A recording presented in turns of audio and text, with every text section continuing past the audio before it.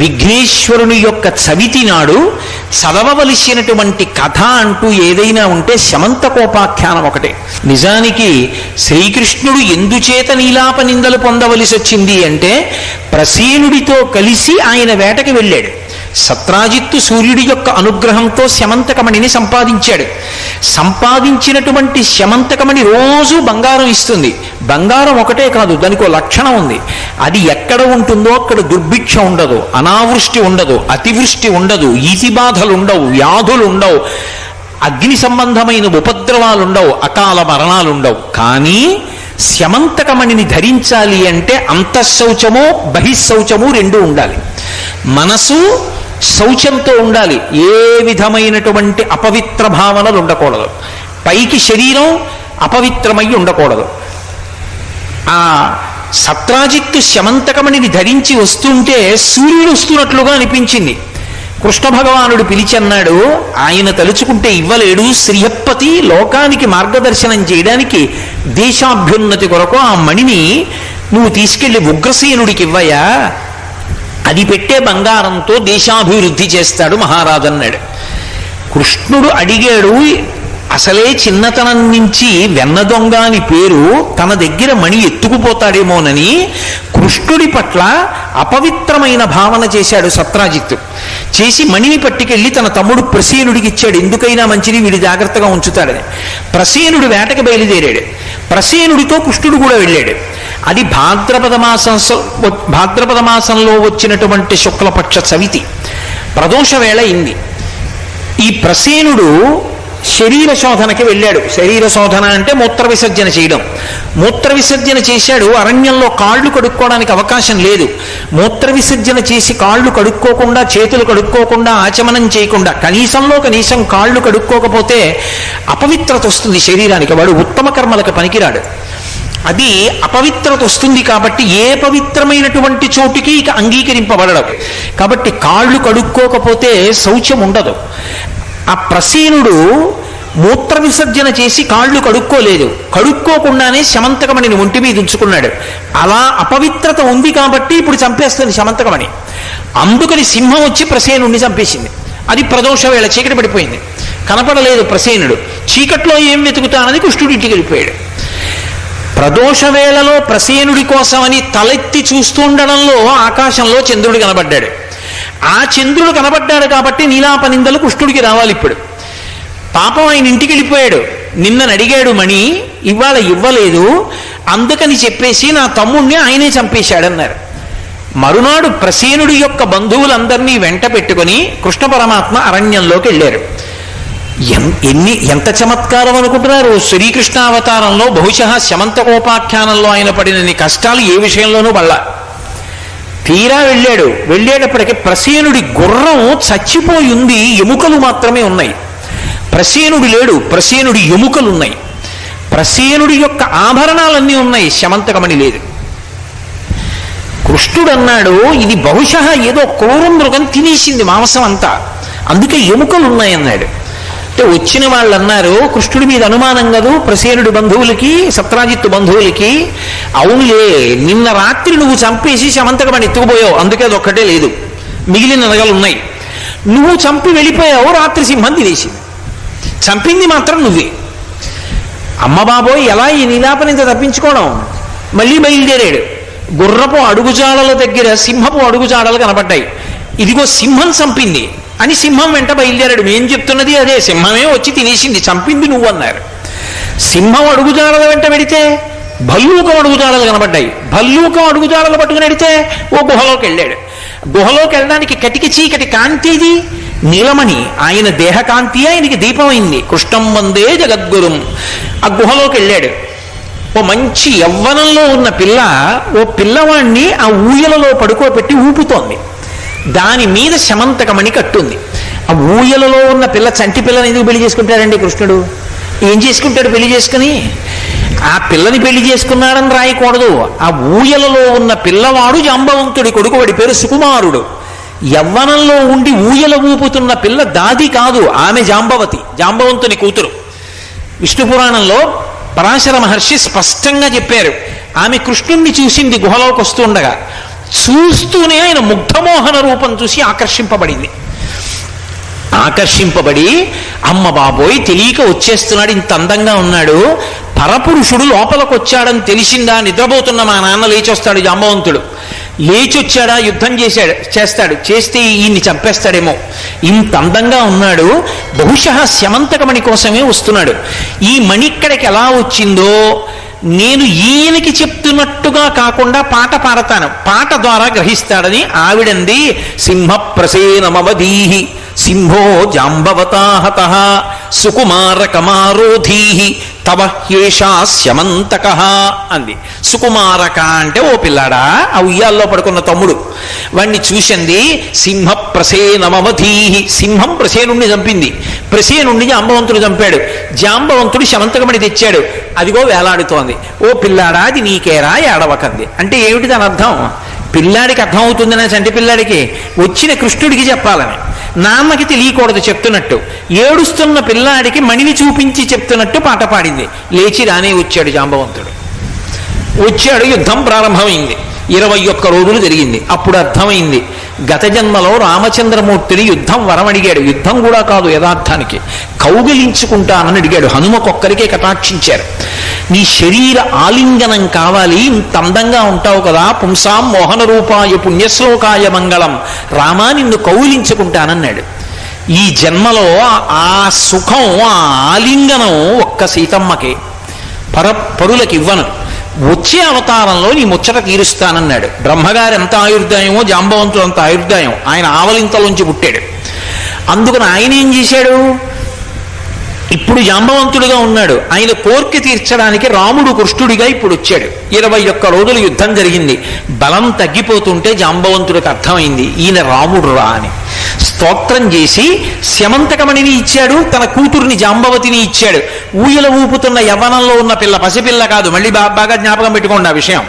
ఈ పిల్లని తీసుకుని శమంతకమణిని తీసుకుని ఇంటికి వెళ్ళాడు. సత్రాజిత్తుకి ఇచ్చేశాడు మణి. ఆయన అన్నాడు, ఎందుకు లేవయా, నాకున్నది ఒక్క కూతురు, ఈ కూతురుని ఎవరికిచ్చి పెళ్లి చేస్తానో, అల్లుడికే కదా ఆస్తి వెళ్ళిపోతుంది, ఈ సత్యభామని నీకు ఇచ్చి పెళ్లి చేసేస్తాను, దీనితో పాటు శమంతకమణిని ఇస్తాను, ఈ కన్యామణిని శమంతకమణిని రెండింటినీ గోపాలమణి తీసుకుపో అన్నాడు. ఆయన అన్నాడు, మావా నువ్వు నాకు పిల్లని ఇచ్చిన తర్వాత ఎప్పటికైనా ఆస్తి నాదేగా, ఇప్పుడు ఎందుకు లేని నీ దగ్గరే ఉంచుకోని శమంతకమణిని వదిలేశాడు. కానీ కృష్ణుడు దొంగ తన దగ్గర మణిని ఎత్తుకుపోతాడేమో అన్న అంత శౌచము లేని స్థితి ఒకటి ఉంది కదూ సత్రాజిత్తుకి. ఈలోగా లక్క ఇంట్లో పాండవులు కుంతీదేవి కాలి చనిపోయారని వార్త వచ్చింది. లేదు, వాళ్ళు క్షేమంగా ఉన్నారని కృష్ణుడికి తెలుసు. లౌకిక మర్యాద ఒకటి ఉంటుంది, కృష్ణుడు ఒక్కడు వెళ్ళలేదనుకోండి, అతను ఒకడు రాలేదు పరామర్శకంటారు. ధృతరాష్ట్రుడు దొంగేడు పేరుస్తుంటే ఓదార్చడానికి వెళ్ళాడు. ఈలోగా ఇక్కడ అక్రూరుడు, సుధన్వుడు మొదలైనటువంటి వాళ్ళు ఈ సత్యభామని పెళ్లి చేసుకోవాలి అని ప్రయత్నం చేశారు. అక్రూరుడు, కృతవర్మ, సుధన్వుడు వీళ్ళు ముగ్గురు అడిగారు సత్రాజిత్తుని పిల్లనిమ్మని. ఆయన అన్నాడు, మీ ముగ్గురులో ఎవరికోళ్ళకి ఇస్తాను, అలా ఆగండి అన్నాడు. అకస్మాత్తుగా కృష్ణుడికి ఇచ్చి పెళ్లి చేసేశాడు. ఆ శమంతకమణిని తెచ్చి ఇచ్చాడు. అయ్యో పాపం నింద వేశానే అని. వీళ్ళ ముగ్గురు కక్ష పెట్టుకున్నారు. కృష్ణుడు ఊళ్ళో లేడు, హస్తినాపురానికి వెళ్ళాడు ధృతరాష్ట్రుడి దగ్గరికి. ఆ సుధన్వుడిని పిలిచి రెచ్చగొట్టారు. వాడు అమాంతం వెళ్ళి ఆ సత్రాజిత్తుని సంహరించి శమంతకమణిని తెచ్చి అక్రూరుడి దగ్గర పెట్టాడు. తప్పు చేసేయడం తేలిక, తర్వాత ఏమవుతుందో గుర్తొచ్చేటప్పటికి భయం వేసింది. కృష్ణుడు వచ్చేస్తాడు, అక్కడ ఉండిపోతాడు ఏమిటి హస్తినాపురంలో, కృష్ణుడు వస్తే చంపేస్తాడని శమంతకమణి వదిలి పారిపోవడం మొదలెట్టాడు. కృష్ణుడు రానే వచ్చాడు. సత్యభామ ఏడుస్తూ చెప్పింది, అయ్యో మా నాన్నగారిని చంపేశారు, ఇదిగో మణిని ఎత్తుకు పారిపోతున్నాడు సుధన్వుడని. వెంటనే బయలుదేరుతుంటే బలరాముడు అన్నాడు, తమ్ముడా నేను వస్తానన్నాడు. ఇద్దరూ రథం ఎక్కి సుధన్వుడిని వెంట తరిమారు. సుధన్వుడు గుర్రం మీద ఎడుతున్నాడు. కొంత దూరం వెళ్ళిన తర్వాత సుధన్వుడి యొక్క గుర్రం బడలిపోయి కింద పడిపోయింది. నడిచి పరిగెత్తుకుంటూ వెడుతున్నాడు. భూమి మీద పరిగెడుతున్న వాణ్ణి రథంలో వెంబడించకూడదన్నాయా, అందుకని నేను కూడా దిగి పరిగెత్తి పట్టుకుంటాను, నువ్వు కూర్చో రథంలో అని బలరాముడిని కూర్చోబెట్టి కృష్ణ భగవానుడు ఒక్కడు పరిగెత్తుకుంటూ వెళ్ళి సుధన్వుడిని పట్టుకుని ద్వంద్వయుద్ధం చేసి చంపేసి ఒళ్ళంతా తడిమాడు. ఎక్కడ శమంతకమణి దొరకలేదు. తిరిగి వచ్చి బలరాముడితో అన్నాడు, అన్నయ్య సుధన్వుడిని సంహరించాను, అంతా వెతికాను కానీ శమంతకమణి లేదన్నయ్య అన్నాడు. నువ్వు ధూర్తగోపాలుడివిరా, చిన్నతనం నుంచి దొంగతనం నీకు అలవాటే, శమంతకమణి దొరికిందంటే అన్నదమ్ములం పంచుకోవలసి వస్తుందని, దొరకలేదని నీ ఒక్కడివి దాచుకుందాం అనుకుంటున్నావు. నీ దొంగతనాలు నేను పడలేను, నీతో కలిసి ఉండను, నేను జనక మహారాజు గారి విదేహరాజ్యానికి వెళ్ళిపోతున్నానని కృష్ణుణ్ణి వదిలిపెట్టి బలరాముడు వెళ్ళిపోయాడు. ఇదెక్కడి ప్రారంధం రా, ఒకటి తప్పించుకుందాం అంటే ఇంకో నిందొస్తోంది నాకని ఇంటికి వెళ్ళాడు. ఇంటికి వెళ్ళి సేద తీరుదామని పాపం సత్యభామ దగ్గరికి వెళ్ళాడు. ఆవిడంది, మా నాన్నగారు కదా మీకు శమంతకమణి ఇచ్చారు, సత్యభామ తండ్రి శమంతకమణి ఇచ్చాడు అంటే జాంబవతి ఏముంటుంది? అసలు మా నాన్నగారు కదూ జాంబవంతుడు కదూ, ప్రసేనుండి సంహరించి తీసుకొచ్చింది. మా నాన్నగారు గెలుచుకున్నారు, వీరత్వంతో గెలుచుకుని అది ఇచ్చారు.